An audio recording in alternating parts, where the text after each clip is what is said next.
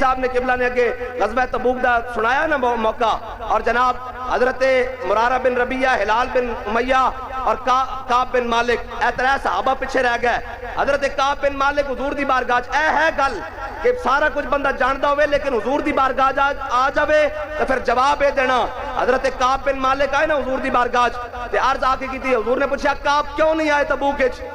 حالانکہ کعب بن مالک نے کی کیا ہے، سارے علماء واسطے فقہاء واسطے گل سند ہے۔ حضرت کعب بن مالک نے کہا یا رسول اللہ بڑا گل باز آدمیاں، بڑیاں گلاں آندیاں، بڑا جناب بندے نو پٹا لینا ایک منٹ وچ، کہ یا رسول اللہ بارگاہ تہاڈی یہ کوئی گل نہیں، سستی ہو گئی۔ میرے آقا و مولا نے فرمایا اٹھ جا کعب، تیرا فیصلہ اللہ کرے گا۔